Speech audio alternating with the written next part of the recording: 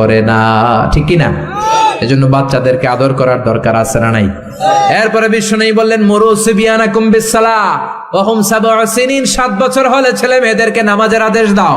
রাজি আছেন বাবারা? মনে থাকবে বাবা হইছেন যারা, খালি আব্বু আব্বু ডাক শুনতে খুব ভালো লাগে, নিজের দায়িত্বগুলো পালন করতে ভালো লাগে না, এরকম আছে না নাই? 7 বছর হলে ছেলেরা নামাজের আদেশ দিবেন, 10 বছর হলে শাসন করে হলেও নামাজে নিবেন, মসজিদে নিবেন, ঠিক কিনা? আপনি 7 বছর থেকে যদি নামাজের অর্ডার করেন, 8, 9, 10 হওয়ার আগেই ছেলে পাক্কা নামাজ, ঠিক কিনা? অনেক লোক বলে হুজুর আমার আদরের ছেলে ফজরের সময় উঠতে পারে না, 9টায় ওঠে, 10টায় ওঠে, ছুটির দিনে হুজুর সকাল 12টায় ওঠে, আসে না নাই? আদরের ছেলে ঘুমায়, এজন্য ডাকি না। সকালবেলা যদি ঘরের মধ্যে আগুন লাগে তখন কি করবেন? আদরের ছেলে আরেকটু ঘুমাক, এরকম করবেন? সকালে যদি ভূমিকম্প হয় বলবেন নাকি আরেকটু ঘুমাক? তো দুনিয়ার আগুন থেকে বাঁচানোর জন্য যদি ছেলেরা ডেকে উঠান, জাহান্নামের আগুন থেকে বাঁচানোর জন্য নামাজের জন্য ওঠানোর দরকার আছে না নাই?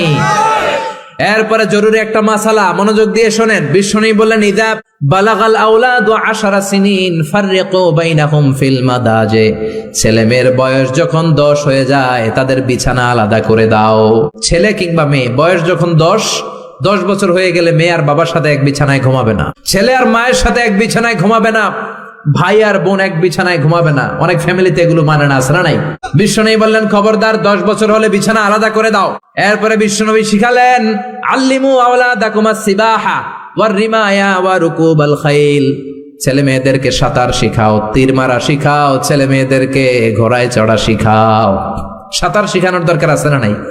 দেখবেন বাবা খুব আদর করে ছেলেরা হাঁটা শিখায়, আব্বু হাঁটো হাঁটো হাঁটো, আব্বু আমাদের ধরো হাঁটো হাঁটো। তো জমিনে ছেলে রাস্তায় কেমনে হাঁটবে ওটা শিখাইলেন, পোলা যদি পানিতে পড়ে তখন হাঁটবে নাকি? তখন কি করতে হবে? সাঁতার। এজন্য বিশ্বনবী বললেন আল্লিমু আওলাদাকুম আস-সিবাহা, ছেলে মেয়েদেরকে সাঁতার শিখাও। সুবহানাল্লাহ পড়েন। কি কম্প্রিহেন্সিভ গাইডলাইন। এরপরে বিশ্বনবী বললেন আর রিমায়া মানে তীর মারা শিখাও। এখন তো তীর মারামারি নাই, এখন আত্মরক্ষার কৌশল শিখাবেন, কেমন করে প্রতিকূল পরিবেশে বেঁচে থাকতে হয় শিখাবেন, পৃথিবীর সংগ্রামে কেমন করে টিকে থাকতে হয় শিখাবেন। সন্তানকে কখনো ননির পুতুল করে গড়ে তুলবেন না, কষ্ট সহিষ্ণু করে গড়ে তুলবেন। আপনি বেঁচে থাকতে একটু কষ্ট করাতে করাতে করাতে করতে অভ্যস্ত করবেন, তাহলে তার জীবনটা চমৎকার কাটবে। চিল্লা এখন ঠিক কিনা? এরপরে বিশ্বনবী বললেন রুকুবাল খাইল, কেমন করে ঘোড়ায় চড়তে হয় শিখাও। এখন ঘোড়া নাই, তাহলে গাড়িতে কেমনে চড়তে হয় শিখাবেন, ঠিক কিনা? কেমন করে সাইকেল চালাতে হয় শিখাবেন। 9 নম্বরে বিশ্বনবী বললেন আর নিকাহ, সময় মতো ছেলে মেয়েদের বিয়ে দিয়ে দিবা। মেয়ের বয়স 25, ছেলের বয়স 30, এখনো বিয়ে হয় না, এরকম আছে না নাই? ওই বাপ মা গুলারে কিয়ামতের দিন কাঠগড়ায় আসামি করবে কে? এই বিয়ে না করানোর কারণে তাদের চরিত্র যতটুকু নষ্ট হয়েছে, যে অন্যায়গুলো তারা করেছে তার পার্সেন্টেজ গুণা বাবা মার কাঁধে আছে না নাই? এখন দেরি করে বিয়ে হয়, ছেলে কয় হুজুর দোয়া করবেন, আগে নিজের পায়ে দাঁড়াই। তো এতদিন কার পায়ে দাঁড়াইছো বাবা? আগে আগে বিয়ে করাই দিবেন।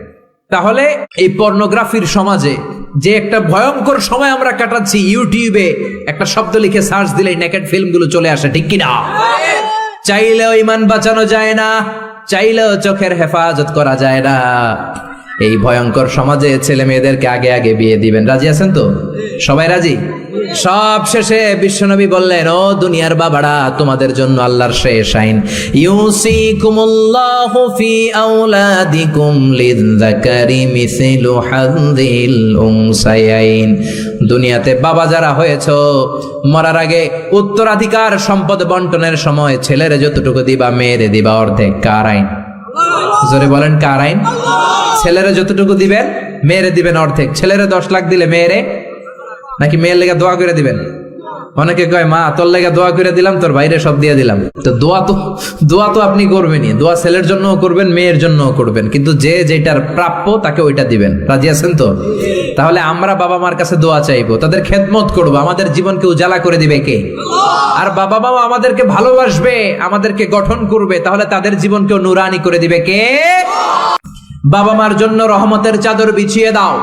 তোমার যত সম্পদ আছে মা বাবার পায়ের সামনে বিলিয়ে দাও, তোমার জীবনে বরকত দিবে কে?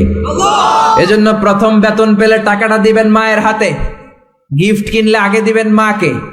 বউরে দিবেন না ওটা বলতেছে না, বউরে তো দিবেনই, কিন্তু আগে মায়ের হাতে কিছু দিবেন। তাহলে আপনার ইনকামে বরকত দিবে কে?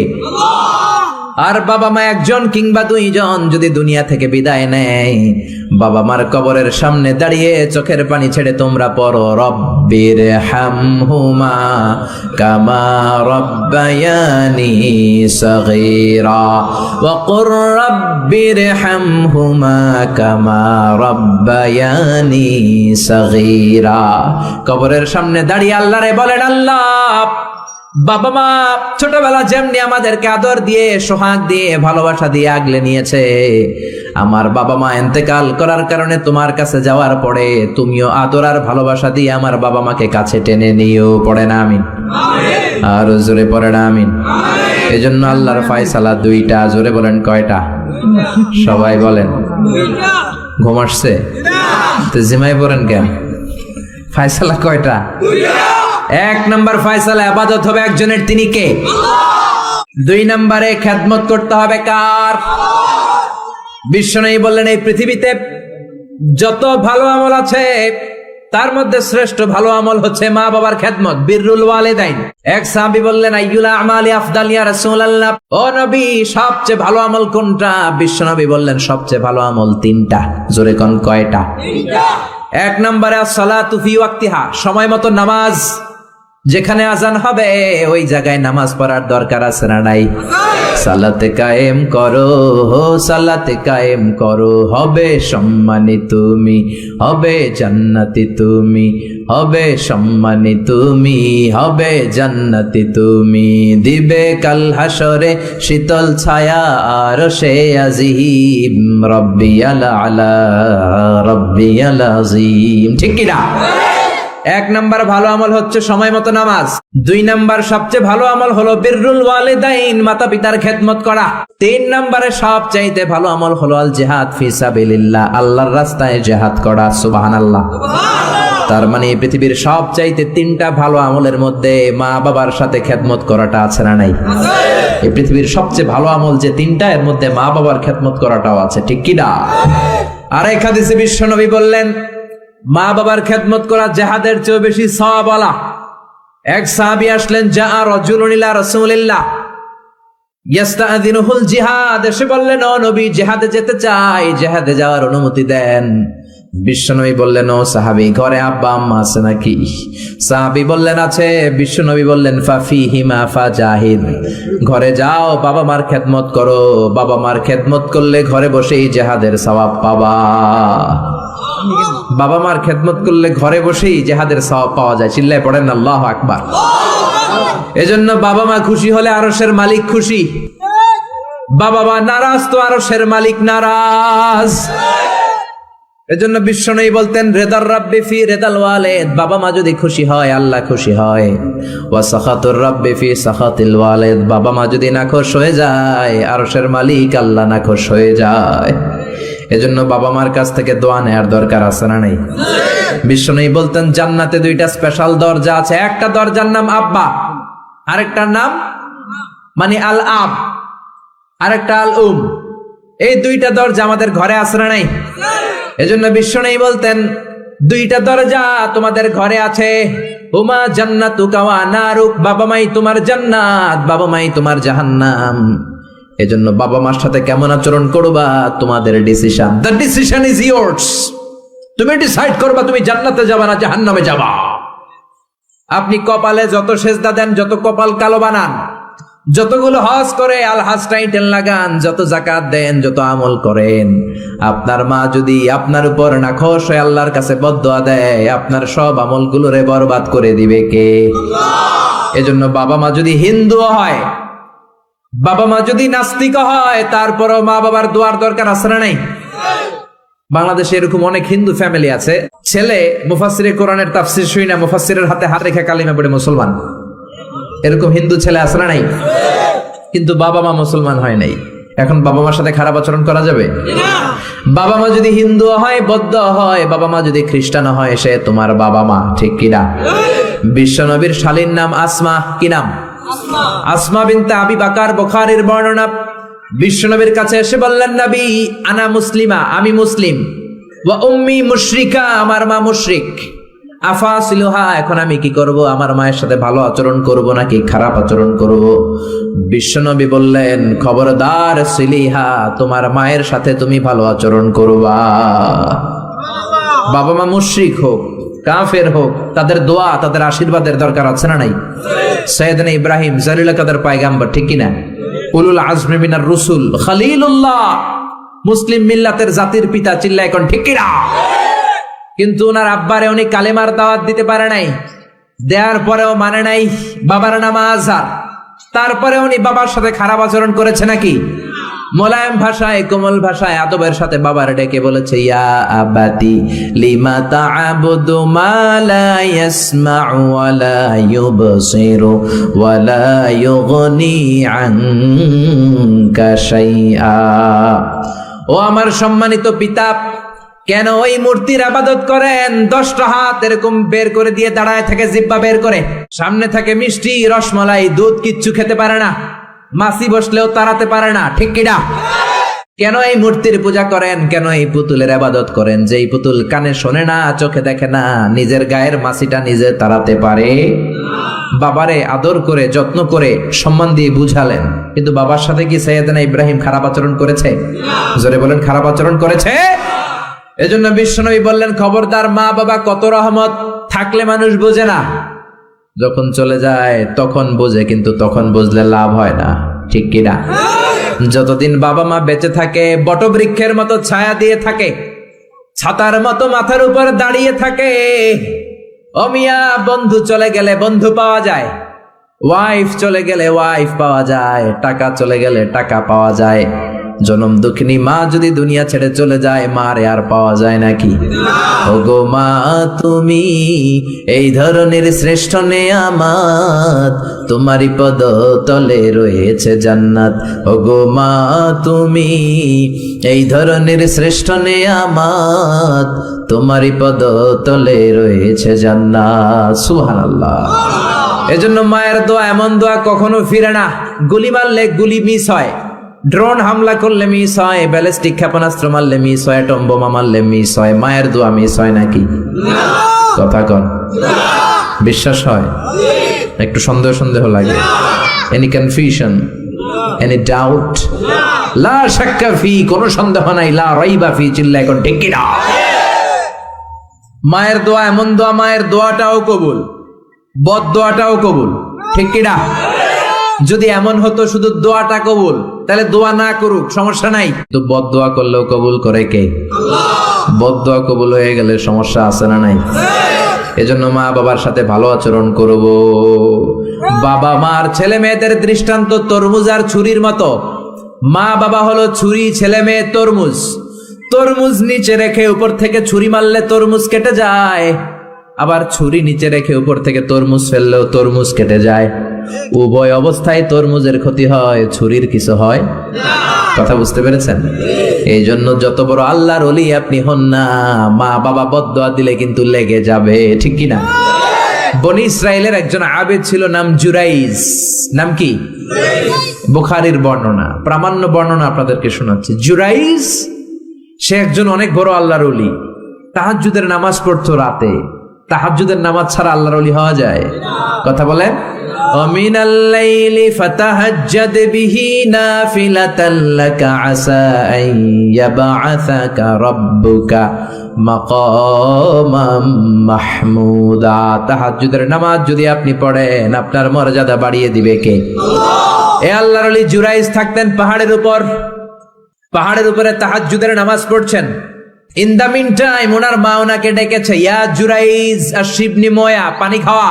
জুরাইজ মনে মনে ভাবে, হায় হায়, নামাজের মধ্যে দাঁড়ালাম, এখনই মায়ের তৃষ্ণা লাগলো, কি করব? মায়ের ডাকে সাড়া দেব নাকি নামাজ চালিয়ে যাব? জুরাইজ মনে মনে ভাবে, কিছুক্ষণ পরে যে মাকে পানি খাওয়াবো, আগে নামাজটা পড়ি। কিছু সময় পর তার মা আবার ডাক দিল, ইয়া জুরাইজ। জুরাইজ আবার বিপদে পড়ে যায়, হায় হায়, কি করব? নামাজ পড়বো নাকি মারে পানি খাওয়াবো? আবার সিদ্ধান্ত নিল, না না, নামাজটা শেষ করে যাব। 3 বার ডাকার পরে জুরাইজ নামাজের কারণে মায়ের ডাকে সাড়া দেয় নাই। মায়ের মনের মধ্যে দুঃখ লেগেছে, মা তার মনে কষ্ট পেয়েছে। মুহূর্তের মধ্যে মা 2টা হাত তুলে আল্লাহর কাছে বদদোয়া দিয়েছে, কবুল করে নিয়েছে কে? ওই যে বলছি মায়ের দোয়াও কবুল, বদদোয়াও। এটা কি মুফাসসিরে কোরআন নাকি হাফেজ না মাওলানা না আল্লাহর ওলি, ইট ডাজন্ট ম্যাটার, ওইটা কোনো বিষয় না। দোয়া করলেও কবুল, বদদোয়া তো কবুল। চিল্লা এখন ঠিক কি না? উনি দোয়া করলেন, আল্লাহুম্মা লা তুমিথু ইল্লা আন তুরিয়াহুল মুমিসাত। ও আল্লাহ, 3 বার ডাকলাম, পানি খাওয়ালো না, আমার মনে বড় দুঃখ লেগেছে। আল্লাহুম্মা লা তুমিথু ইল্লা আন তুরিয়াহুল মুমিসাত, আমি বদদোয়া দিলাম বেশ্যা নারীর ফিতনায় না ফেলে জুরাইজকে মরণ দিও না। কবুল করে নিল কে? মা দোয়া করছে, আল্লাহ আমার ছেলেরে তুমি বেশ্যা নারীর ফিতনায় ফেলে দিও। ঠিক তার 3 দিন পরে এক বেশ্যা নারী এসে তার দরজায় নক করতে শুরু করছে। তাহাজ্জুদের নামাজের পর জুরাইজ দরজা খুলে দেখে এক বেশ্যা নারী। বেশ্যা নারী বলে, দেখো আমি কত সুন্দরী, অনন্যা, সুস্নিগ্ধা, প্রিয়ংবদা, সুহাসিনী, সুকেশিনী, সুভাসিনী, অসূর্যম পশা, কাক পক্ষীও টের পাবে না, কেউ জানবে না তুমি আমার সাথে অপকর্ম করো। আল্লাহর ওলি জুরাইজ বলে, খবরদার, ওয়াল আয়াযু বিল্লাহ, আমি একজনকে ভয় পাই, তিনি কে? আল্লাহরে যারা ভয় পায় তাদের দ্বারা এই কাজ করা সম্ভব না, দূর হয়ে যা। আল্লাহর ওলি জুরাইজের সাথে সুবিধা করতে না পেরে বেশ্যা পাহাড় থেকে নেমে যায়।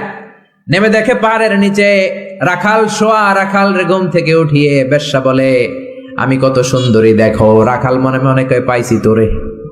রাখাল আর বেশ্যা মিলে অপকর্ম করে জিনায় লিপ্ত হয়ে যায়। গভীর রাতে দুইজন জিনা অপকর্ম করে, ব্যভিচার করে। আর ব্যভিচারের ফসল হিসেবে ওই বেশ্যা নারীর পেটের ভিতরে কিছুদিনের মধ্যেই সন্তান দিয়ে দেয় কে? দিন গড়িয়ে রাত আসে, মাস যে বছর আসে, 3 মাস যাওয়ার পর বেশ্যা নারীর পেটটারে উঁচা করে দিছে কে? এবার এলাকার লোকেরা ধরেছে, তুই তো বিয়ে করস নাই, পেটে বাচ্চা আসলো কেমনে? You didn't get married, so from where did you get the baby? তোমার বিয়ে হয় নাই, তোমার হাজবেন্ড নাই, তোমার পেটে বাচ্চা আসলো কেমনে? বেশ্যা বলে, আমার পেটের বাচ্চার বাবা হচ্ছে ওই আল্লাহর ওলি জুরাইজ। জুরাইজ আমার সাথে অপকর্ম করেছে রাতের আধারে, কেউ দেখে নাই। সবাই মিলে জুরাইজ রে ধরো, এটা ভণ্ড। কথাটা হাসানা মিসা? কত পার্সেন্ট মিসা? সবাই কয়, হায় হায়, এতদিন ভাবতাম আল্লাহর ওলি, এখন দেই ভণ্ড। দিনের বেলা তুমি জুব্বা পরো, তোমার কাছে পানি পড়ার জন্য যাই, আর রাতের বেলা অপকর্ম। আজকে তোর ভণ্ডামি ছুটামু। উপর মে পাক সাফ, আন্দার মে খালাত মালাত। উপর দিয়া তুমি অনেক ভালো জুরাইজ, ভিতরে তোমার এত গোলমাল। উপর দিয়া ফিটফাট, ভিতর দিয়া সদরঘাট। আজকে তোর সদরঘাট বের করুন। সবাই লাঠি ছোটা নিয়ে তার গির্জা ভাঙতে গিয়েছে। গির্জা ভেঙে মাটির সাথে মেসাকার। কলার ধরে টেনে হিচড়ে জামিনে নামানোর পরে জুরাইজ বলে, কি অপরাধ করলাম? ওইটাই তো কইলি না, মারস কেন? কয়, তুই একটা ভণ্ড। তুই কি? জুরাইজ বলে, কি অপরাধ করেছি বলো? সবাই বলে, তুমি আল্লাহর ওলি সেজে বসে আছো, জুব্বা পড়ে ভাব ধরেছো, রাতের আধারে অপকর্ম করেছো, এই বেশ্যা নারীকে তুমি গর্ভবতী করেছো, এই বেশ্যা নারীর পেটের ভেতরে যে সন্তান, এইটার বাবা হইলি তুই জুরাইজ। জুরাইজ কয়, খাইছে?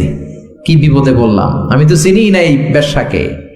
জুরাইজ বলল, ঠিক আছে, কি করবা? সবাই কয়, তোর ডেথ পেনাল্টি, মৃত্যুদণ্ড। কি দণ্ড? যুগে যুগে মৃত্যুদণ্ড আছে না নাই? মৃত্যুদণ্ড। এখনই তোমার শিরোচ্ছেদ করা হবে। জুরাইজ বলে, ঠিক আছে, শিরোচ্ছেদ করবার সমস্যা নাই। শিরোচ্ছেদ করার আগে 2 রাকাত নামাজ পড়ার অনুমতি দাও। কয় রাকাত? আল্লাহর ওলি জুরাইজ চোখের পানি ছেড়ে 2 রাকাত নামাজ পড়ে আল্লাহর ডেকে বলে, আল্লাহ তুমি যদি এক হও, তুমি যদি কাদের হও, তুমি যদি সব ক্ষমতার মালিক হও, আজকে এই বেশ্যার পেটের বাচ্চাটার ইঙ্গিত করে একটা প্রশ্ন করব, তুমি পেটের বাচ্চার মুখের জবান খুলে দিবা। আল্লাহ পারে? এই ছোট্ট বাচ্চার জবান খুলে দিতে পারবে? এত ক্ষমতা আল্লাহর। হাজার হাজার মানুষ দাঁড়িয়ে আছে। 2 রাকাত নামাজের পর জুরাইজ বেশ্যারে ডেকে বলে, বেশ্যা দিকে আয়, তোর পেটের বাচ্চার বাবাকে। কয়, আননে। জুরাইজ কয়, সর্বনাশ। এবার বলে, আরো কাছে আয়। কাছে আসার পরে বেশ্যার পেটের দিকে ইঙ্গিত করে পেটের বাচ্চারে ডেকে বলে, কুলমান হুয়া আবুক, তোমার বাবাকে বলো। সবাই হাসে। সবাই কয়, পেটের বাচ্চা, 3 মাসের বাচ্চা, এটা তো মানুষই হয় না, এটা এখন রক্ত মাংসে ছোট্ট একটা গোশতের টুকরো, এটা কথা বলবে কেমনে? জুরাইজ ডেকে বলল, পেটের বাচ্চা, তুমি যদি এক আল্লাহর আদেশে মায়ের পেটে এসে থাকো, তোমারে প্রশ্ন করব, তুমি উত্তর দাও। মান হুয়া Abu, who is your father? তোমার পিতাকে? হাজার হাজার মানুষকে তাজ্জব করে। বেশ্যার পেটের ভেতর থেকে মানুষের মতো আওয়াজ আসতে শুরু করলো। পেটের ভেতর থেকে ছোট্ট বাচ্চা বলে, আনতা লাস্তা আবি, আপনি আমার বাবা নন। ওই যে সিপাহি দাঁড়ায় আছে, আর রাই হুয়া আবি, ওই রাখাল হলো আমার বাবা। আল্লাহু আকবার। সবাই বলে, জুরাইজ তুমি তো ভণ্ড না, আসলে আল্লাহর ওলি, আমাদেরকে মাফ করে দাও, তোমার গির্জা আমরা স্বর্ণ দিয়ে বানায় দেব। জুরাইজ বলে, স্বর্ণ দিয়ে বানানোর দরকার নাই, মাটি দিয়ে বানায় দিলেই চলবে। ও মিয়া, এত বড় আল্লাহর ওলি, উনিও মায়ের বদদোয়া থেকে রেহাই পায় নাই। বুঝতে পেরেছেন? মায়ের বদদোয়ার কারণে অপদস্থ হওয়া লেগেছে। চিল্লায় বলেন ঠিক কি না? এজন্য কত বড় নেয়ামত যে আমাদের ঘরে আছে আমরা নিজেরা চিনি না। হাদিয়া দিবেন আগে আম্মারে দিবেন, বেতন পেলে আগে মায়ের হাতে দিবেন, বাবার হাতে দিবেন, আপনার জীবনটারে উজালা করে দিবে কে? কি রহমত, কি বরকত, কি নেয়ামত ঘরে রেখেছে আল্লাহ, আমরা চিনলাম না। ঠিক কিনা? বিশ্বনবী মসজিদ নববীর প্রথম মিম্বারে পা রেখে আওয়াজ করে বললেন আমিন। দ্বিতীয় মিম্বারে পা রেখে আওয়াজ করে বললেন আমিন। তৃতীয় মিম্বারে পা রেখে আওয়াজ করে বললেন আমিন। সাহাবারা বললেন, ও নবী, তিনবার কেন আমিন বললেন বুঝি নাই। বিশ্বনবী বললেন, প্রথম মিম্বারে যখন পা রেখেছি, জিব্রাইল এসে বলেছে, রমজান পাওয়ার পরেও ইবাদত করে যে গুনাহ মাফ করতে পারে নাই, তার উপর আল্লাহর লানত। আমি বিশ্বনবী বলে দিয়েছি আমিন। দ্বিতীয় মিম্বারে পা রেখেছি, জিব্রাইল এসে বলেছে, আমি বিশ্বনবীর নাম শোনার পরেও যারা আমার উপর দুরূদ পড়ে নাই, তাদের উপরে আল্লাহর লানত। আমি নবী বলে দিয়েছি আমিন। সবাই পড়েন সাল্লাল্লাহু আলাইহি ওয়াসাল্লাম। তিন নাম্বার মিম্বারে পা রাখার পরে জিব্রাইল এসে বলে, মা বাবা একজনকে কিংবা দুইজনকে বার্ধক্যে উপনীত পাওয়া অবস্থায়, বয়স্ক অবস্থায়, পাওয়া অবস্থায় মা বাবার খেদমত করে যারা জান্নাত কামাতে পারে নাই, তাদের উপর আল্লাহর লানত। আমি বলেছি আমিন। এজন্য মা বাবার খেদমত করলে জান্নাতটারে উন্মুক্ত করে দিবে কে? আল্লাহ। বিশ্বনবী বললেন, মা বাবা দুইজনের সাথেই ভালো আচরণ করবা, বিশেষ করে মায়ের সাথে। কার সাথে? এক সাহাবী বললেন, বুখারীর বর্ণনা, মান আহাক্কু বিহুসনি সাহাবাতি ইয়া রাসূলুল্লাহ, সবচেয়ে বেশি ভালো আচরণ কার সাথে করব? বিশ্বনবী বললেন, উম্মুক, মায়ের সাথে। তারপরে বললেন মায়ের সাথে, তারপরে বললেন মায়ের সাথে, তিনবার বললেন মায়ের সাথে। আরেক বর্ণনা এসেছে চারবার বললেন মায়ের সাথে, পঞ্চমবারে বললেন তোমার পিতার সাথে। বাবার চেয়ে মায়ের মর্যাদা বেশি না কম? আল্লাহ বললেন বাবার চেয়ে মায়ের মর্যাদা অনেক বেশি। তার কারণ হলো মা যে কষ্ট সহ্য করেছে, বাবা ওইটা করে নাই। ঠিক কিনা? হামালাতহু উম্মুহু, বাবা তোমারে পেটে ধরে নাই, পেটে ধরেছে কে? দুই নম্বরে বললেন ওয়াহানান আলা ওয়াহান, বোঝার পরের বোঝা, যন্ত্রণার পরের যন্ত্রণা 10 মাস 10 দিন বাবা সহ্য করে নাই, করেছে কে? তিন নম্বরে বললেন ওয়াফিসালুহু ফি আমাইন, 2 বছর বাবা দুধ খাওয়ায় নাই, দুধ খাওয়ালো কে? 2 বছর আপনি দুধ খাইছেন, তার মানে কত লিটার দুধ আপনি খেয়েছেন, কত গ্যালন, কত গ্লাস দুধ আপনি খেয়েছেন, কোনো হিসাব আছে?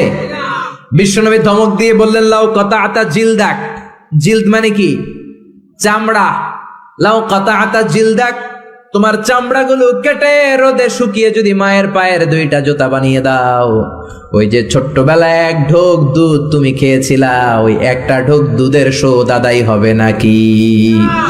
মায়ের দুধের শোধ আদায় হবে? জোরে বলেন আদায় হবে? আদায় হবে।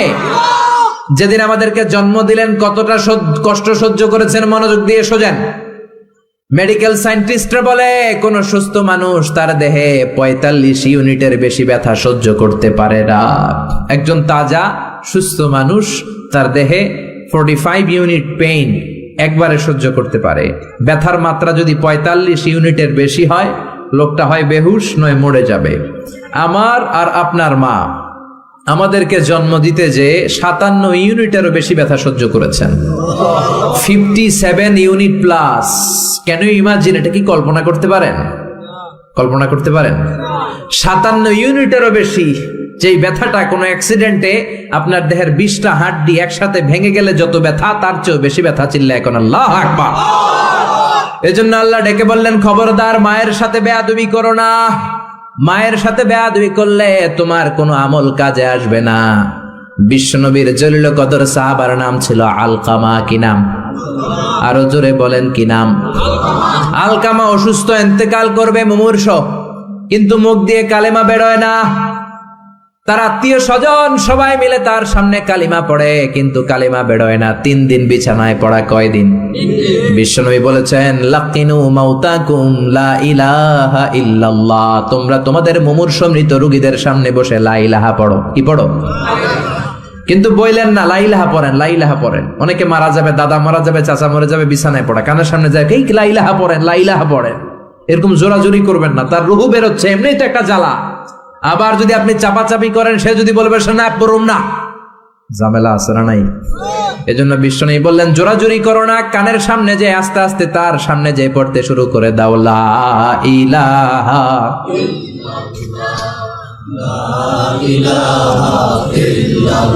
লা ইলাহা ইল্লাল্লাহু মুহাম্মাদুর রাসূলুল্লাহ।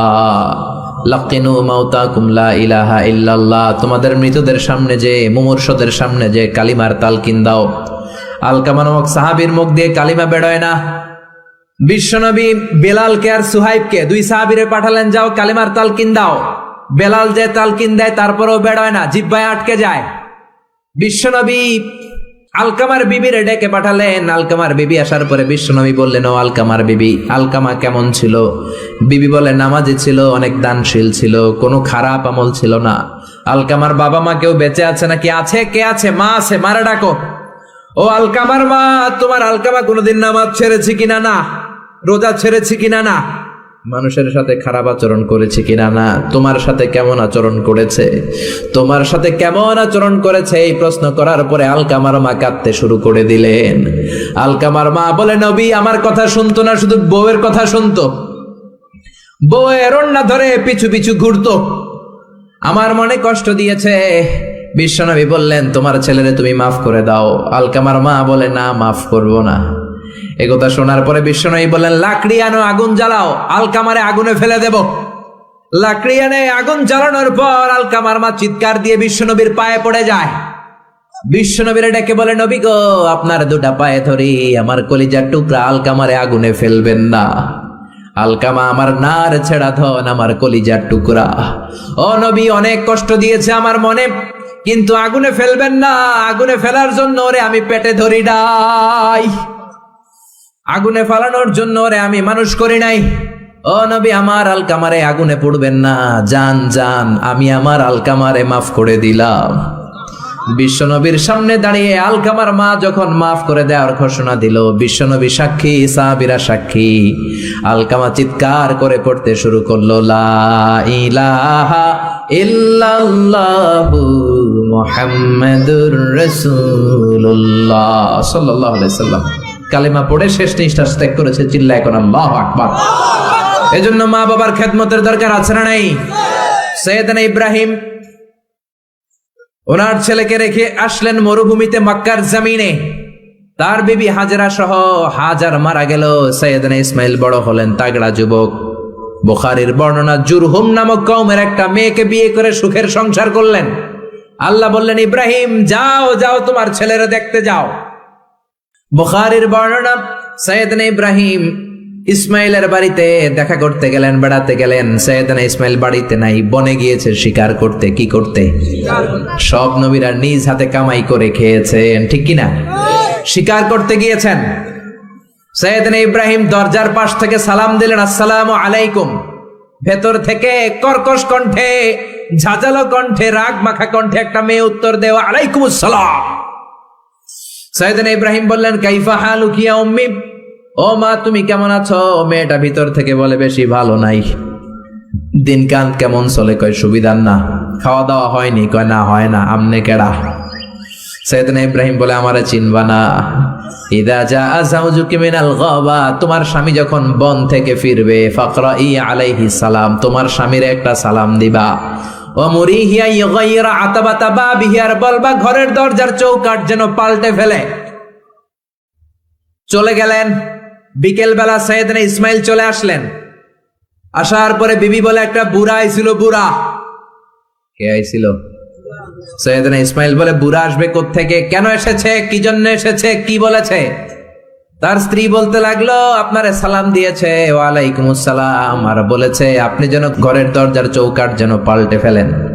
এই কথা বলার সাথে সাথে সাইয়েদনা ইসমাইল ভয় পেয়ে গেলেন, লাফ দিয়ে উঠলেন। কি, ঘরের দরজার চৌকাঠ পাল্টে ফেলতে বলেছে ওই বয়স্ক লোক? ও মিয়া, চোর চিনে চোরের সিগন্যাল, পুলিশ চিনে পুলিশের সিগন্যাল, আর নবী চিনে নবীর। উনি নবী, বাবাও নবী, বাবা ইব্রাহিমের সিগন্যাল বুঝে ফেলেছে। চিৎকার দিয়ে বলে, ও কপাল পুল্লি, তুই কপাল পুল্লি, নিজের কপালে নিজে কুড়াল মারলি, যারে বুড়া বইলা গালি দিলি, বুড়া না, তোর শ্বশুর আমার বাবা ইব্রাহিম খলিল। আমার বাবা যেই কথাটা বলে গিয়েছে, কথাটা তো সুবিধার না, এটার গ্রিন সিগন্যাল না, রেড সিগন্যাল। আমার বাবা বলেছে তোরে যেন আমি তালাক দেই, আমি যেন তোরে ডিভোর্স দেই, গেট আউট, বের হয়ে যা, ডিভোর্স দিয়ে দিলাম। আপনার আব্বাও যদি রাগ করে রাখে, পোলা তোর বউরে ডিভোর্স দিয়ে দিবেন নাকি? আবার দিয়ে দিয়েন না। আপনার বাবাও বাবা, ইসমাইলের বাবা ইব্রাহিমও। উনি সাধারণ বাবা নন, আল্লাহর পক্ষ থেকে ওহী পেয়ে উনি কথা বলেন। আপনার বাবাও যদি রাগ করে বলে, ও বাবা তোর বউরে তালাক দিয়েন না, কি করবেন? সংলাপ করবেন, সমঝোতা করবেন। আমাদের দুই নেত্রী সংলাপ করে না তো কি হইছে, আমরা ঘরে করুন, ঘরে ঘরে আমরা সংলাপ সমঝোতা করবো, চিল্লা এখন ঠিক কিনা? মিটিং করবেন, মিলায়া দিবেন। ইসলাম বলে মিলায়া দাও, লাগায়া দিও না। কিছু লোক আছে লাগায়া দেয়, আছে না নাই? দুইজন ঝগড়া করে মিলায়া দেন, আপনার মর্যাদা বাড়িয়ে দিবে কে? আগুন ধরলে আপনারা কি দিয়া নিবান? অনেকে ওটার মধ্যে তেল ঢালে, আছে না নাই? আর একটু জ্বলুক, আর একটু লাগুক, ভালোই লাগে, আছে না নাই? বিশ্বনবী মিলায় দিতেন, লাগায় দিতেন না। আপনি মিলায় দিবেন, আল্লাহ আপনার মর্যাদা বাড়ায় দিবে। আপনার বাবা যদি বলে তোর বিবিরে তালাক দে, বাবারেও বুঝান, বউরেও বুঝান। আরে তালাক তো অনেক পরের কথা। আমরা ইসলামের দেয়া তালাকের সিস্টেম মেনে চললে বাংলাদেশের ডিভোর্স রেট কমে যাবে, কোনো তালাকই হবে না, ঠিক কি না? ইসলাম পঞ্চম স্টেপে তালাক দিতে বলেছে, ফিফথ স্টেপ। ফার্স্ট স্টেপ হচ্ছে ফাইদুহুন্না, ওয়াইফ কথা শুনে না, কক্সবাজার ঘুরতে নিয়ে যাও, কথা শুনবে, সুবহানাল্লাহ পড়েন। কথা শুনে না, যমুনা ফিউচার পার্কে নিয়ে যাবা, বসুন্ধরা শপিং কমপ্লেক্স থেকে দামি শাড়ি কিনে দেবা, আউটিং এ যাবা, হ্যাং আউট করবা, কথা শুনবে, ঠিক কি না? বিশ্বনবী বললেন, রিফকাম বিল কাওয়ারির, নারীদের মন নরম, তাদের সাথে নরম ভাবে কথা বলতে হবে, গরম হইলেই ঝামেলা, ঠিক কি না? তাহলে কথা না শুনলে প্রথমে আল্লাহ বললেন ফাইদুহুন্না, ওয়াজ করো, বেড়াতে নিয়ে যাও, এইটাতেও কাজ হয় না। 2 নম্বরে বললেন ওয়াহজুরুহুন্না ফিল মাদাজে, বিছনা আলাদা করো, তারে এক রুমে ঘুমাতে দাও, তুমি আর এক রুমে ঘুমাবা। এই বিচ্ছেদে হয়তো তার মনের মধ্যে হেদায়েত চলে আসবে, এইটাতেও কাজ হয় না। 3 নাম্বার স্টেপ ওয়াদ্রিবুহুন্না, শাসন করো। অনেকে ওয়াদ্রিবুহুন্নার ব্যাখ্যা করে পিটাও, না, বিশ্বনবী তার একটা বিবিরও পিটায় নাই, ঠিক কি না? ওয়াদ্রিবুহুন্না মানে শাসন করো, একটু করা হও, যদিও শাব্দিক অর্থ পিটাও, কিন্তু এখানে পিটানোর অর্থ নেওয়া যাবে না। এর ব্যাখ্যা কি হবে? ব্যাখ্যা করতে যে মুফাসসিররা হয়রান হয়ে গিয়েছে। কোন মুফাসসির বলে ছোট্ট কাঠি দিয়া পিটাইবেন, এই কথা হনুস না কেন? 2টা বাচ্চা হয়ে গেছে, এত সুখের সংসার, কত ঘুরলাম, কত সুন্দর সংসার করলাম, এখন সংসারটা ভেঙে গেলে আমার হবে কি? তুই আমার কৈতরি, তুই আমার টুনটুনি, তুই আমার পরাণের পরাণ, এরকম বইলা লাঠি দিয়ে আস্তে আস্তে বাড়ি দিবেন। অনেক মুফাসসির বলেছে না, মেসওয়াক দিয়ে বাড়ি দিবেন। অনেক মুফাসসির কয় না, কোল বালিশ দিয়ে পিটাইবেন, যাতে হাত পা না ভাঙে, ঠিক কি না? তাহলে ওয়াজ করলেন শোনে না, বিছানা আলাদা করলেন শোনে না, তারপরে তাদেরকে একটু কড়া হন, শাসন করেন, তা তো শোনে না। তারপরে কোরআন বলল ফাবাআসু হাকামাম মিন আহলিহি হাকামাম মিন আহলিহা, শ্বশুর পক্ষের লোকেরা, ওই পক্ষের লোকেরা, মুরব্বীরা বসে মিলমিশ করে দেওয়ার চেষ্টা করবে, তাতেও শোনে না। 4টা শেষ, এরপরে 5ম নাম্বারে তালাক, তাও একবারে 3 তালাক দেওয়া যাবে না। তালাক 2 ধরনের, তালাক সুন্নি, তালাক বিদঈ। একটা হচ্ছে সুন্নতি তালাক, আর একটা হচ্ছে বেদাতি তালাক। বেদাত তালাক মানে রাগের মাথায় একসাথে 3 তালাক, বাইন তালাক, এগুলো আছে না নাই? না, এগুলো করা যাবে না। তালাক সুন্নি হচ্ছে আপনার বউয়ের যখন পিরিয়ড হয় না, আপনার বউ ক্লিন পরিচ্ছন্ন, তখন 1 তালাক দিবেন। কারণ ওই তালাক দেওয়ার পরেও তার প্রতি ভালোবাসা জাগলে আবার মেলামেশার সুযোগ আছে না নাই? 1 মাস সুযোগ আছে, ফিরে আনতে পারবেন, কথা শোনে না। 2য় মাসে আবার আরেকটা তালাক দিবেন, আরো 1 মাস সুযোগ, কয় মাস? তারপরে 3য় মাসে যখন আরেক তালাক দিয়ে দিলেন, আর তালাকাল বাইন আল বাইনুনা, কমপ্লিট ডিভোর্স, আর এই বউয়ের কাছে যাওয়া যাবে? এই সিস্টেম একটার পর একটা যদি আপনি মানেন, তালাক হবে, কথা কোন? আরে প্রথম ধাক্কায় কক্সবাজারে গেলেই তো আবার শান্তির সংসার শুরু হয়ে যাবে, ঠিক কি না? এজন্য ধাপে ধাপে ওমরে ফারুকের জামানায় এক লোক তার স্ত্রীকে 100 তালাক দিছে। বউ এসে বিচার দিছে, আমার জামাই আমার 100 তালাক দিছে। 100 তালাক দিছে, নিয়ে আসো তোমার হাজবেন্ড রে। নিয়ে আসা হলো, কিরে কয় তালাক দিছস? কয় 100। কি লেগে দিছস? দিবি 3টা। দিছস 100টা, কারণ কি? কয় মেজাজ গরম আছিল। ওমরে ফারুক বলে, তারা বিচার করে দিচ্ছে, 3 তালাকে তোর বউ তালাক, বাকি 97 তালাক তোর পিঠের উপরে পড়বে। এরকম নিয়ম যদি বাংলাদেশে থাকে, উল্টা পাল্টা তালাক হবে? জোরে বলেন। এজন্য আপনার বাবা ও বাবা ইসমাইলের বাবা ইব্রাহিমও, সৈয়দনা ইব্রাহিম বললেন তালাক দাও, ইসমাইল তালাক দিয়ে দিলেন। ঘটনা মনে আছে তো, না ভুলে গেছেন? তালাক দিয়ে দিলেন, নতুন বিয়ে করলেন।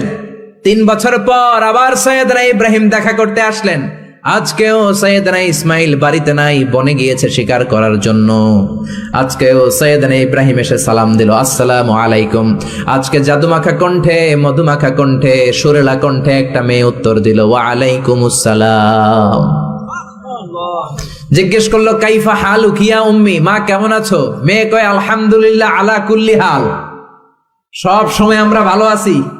সুবহানাল্লাহ কইবেন না? দিনকাল কেমন যায়? কয় খুব ভালো। খাবার দাবার? কয় খুব ভালো। আপনি কে? আমার চিনবা না? মেয়ে বলে, আপনারে আমি চিনতে চাই। এই মরুভূমিতে কেউ কোনোদিন আমাদের খবর নেয় না। কে আপনি? মুরব্বী বাজান, দয়ালু মানুষ, আমাদের খোঁজ খবর নেয়ার জন্য এসেছেন। বাইরে রোদ্রের মধ্যে দাঁড়িয়ে আছেন কেন? ভিতরে আসেন। সৈয়দনা ইব্রাহিম ঢুকতে চায় না, মেয়েটা জোরাজুরি শুরু করেছে। জোর করে ঘরে ঢুকালো, শরবত বানিয়ে খাওয়ালো, রুটি বানিয়ে খাওয়ালো, খেজুর বানিয়ে খাওয়ালো, ছাগল পালতো ছাগলের দুধ খাওয়ালো। সৈয়দনা ইব্রাহিম এই আপ্যায়ন দেখে চোখের পানি ছেড়ে মেয়েটার জন্য দোয়া করে দিল। ও মেয়ে, এইটাও মাইয়া, আগেরটাও। আহা, সৈয়দনা ইব্রাহিম দোয়া করে দিল আর বললে, ইদা জাআ যাওজুকি মিনাল গাবা, তোমার স্বামী যখন বন থেকে ফিরে আসবে, ফাকরাই আলাইহিস সালাম, স্বামীর একটা সালাম দিবা। ওয়া মুরিহি আন ইউসবিতা আতাবাতা বাবিহি, আর বলবা ঘরের দরজার নতুন চৌকাঠ যেন জীবনেও না পাল্টায়। সৈয়দনা ইসমাইল ফিরলেন। ওয়াইফ বলতেছে, নুরানি চেহারা এক আল্লাহর অলির মতো লোক আসছিল, মুরব্বি টাইপের। মুরব্বি টাইপের এইটা শুনে তো সৈয়দনা ইসমাইল ভড়কে গিয়েছে, লাভ দিয়ে উঠছে। কি মুরব্বি? কারণ আগের একটা তিক্ত অভিজ্ঞতা আছে না নাই? চিৎকার দিয়ে বলে, তাড়াতাড়ি বল কেমন আচরণ করেছিলি বল। বিবি বলে, আপনি ভয় পাবেন না, অনেক ভালো আচরণ করেছি, আপ্যায়ন করেছি। উনিও আমার মাথায় হাত বুলিয়ে দোয়া করেছেন, আপনারে সালাম দিয়েছেন, আর বলেছেন ঘরের দরজার নতুন চৌকাঠটা যেন জীবনেও আপনি না পাল্টান। আদরের চোটে বিবিকে জড়িয়ে ধরলেন, বললেন, ও বিবি, তুই তো পরীক্ষায় গোল্ডেন A+। কি পাইছস? গোল্ডেন। নুরানি চেহারার যেই লোকটা এসেছিল সাধারণ কোনো লোক নয়, তোমার শ্বশুর, আমার বাবা ইব্রাহিম খলিল। আমার বাবা চৌকাঠ বলতে তোকে বুঝিয়েছে আর বোঝাতে চেয়েছে, এই যে তোরে আমি বিয়ে করেছি, জীবনেও যেন তোরে তালাক না দেই। তোর হাতটা যে দুনিয়াতে আমি ধরেছি, তোর হাত ধরেই যেন দুজনে জান্নাতে ঢুকে যায়। এজন্য বাবা মার দোয়ার দরকার আছে না নাই? নিতে রাজি আছেন তো? আছেন? আছেন? আপনি যত বড় আল্লাহর ওলি হন, বাবা মা বদদোয়া দিয়ে দিলে সব শেষ, দুনিয়াও শেষ, আখিরাতও আমও শেষ। সালাও। সাইয়েদনা মুসা আলাইহিস সালাম আল্লাহর ডেকে বললেন, আল্লাহ, ও আল্লাহ, জানতে চাই কিয়ামতে আমার সাথী হবে কে জান্নাতে? আল্লাহ বললেন, সাহিবুকা ফিল জান্নাতি জাজ্জার, কিয়ামতের দিন বিচারের শেষে তোমার সাথী হবে একজন কসাই। কে হবে? শুনে মুসা আলাইহিস সালাম খুব আপসেট। কিরে, আমি নবী মানুষ, পৃথিবীতে 5 জন নবী সেরা, এর মধ্যে আমি একজন। 4 জনের সেরা কিতাব দিছে, ওইটাও আমারে দিছে। সরাসরি আমার সাথে আল্লাহ কথা বলতো, আর জান্নাতে রাখবে কসাইয়ের লগে। ঘটনাটা কি? আল্লাহরে বললেন, আল্লাহ কি আমল ওই কসাইয়ের, কেন কসাই যাবে? আল্লাহ বললেন, মুসা যাও যাও, নিজের চোখে দেখে নাও কি আমল করেছে ওই কসাই। সাইয়েদনা মুসা কসাইয়ের দোকানে যেয়ে দেখলেন না, স্পেশাল কোনো আমল নাই, খালি গোশত কোপায়। কি কোপায়? সারাদিন গোশত কোপানোর পর বিকেল বেলা সুন্দর একটা গোশতের টুকরা প্যাকিং করে বাড়ির দিকে রওনা। সাইয়েদনা মুসা আলাইহিস সালাম পিছনে পিছনে রওনা। বাড়িতে যাওয়ার পরে সাইয়েদানা মুসা আলাইহিস সালাম তার দরে নক করতে শুরু করলো দরজায়। দরজা খোলার পরে ছদ্মবেশে সাইয়েদানা মুসা বলে, আমি একজন মুসাফির, আজকে রাতটা যদি আপনি থাকতে দেন বড্ড ভালো হয়। কসাই বলে, আহলান সাহালান মারহাবান তৈয়বান, আসেন মিয়া।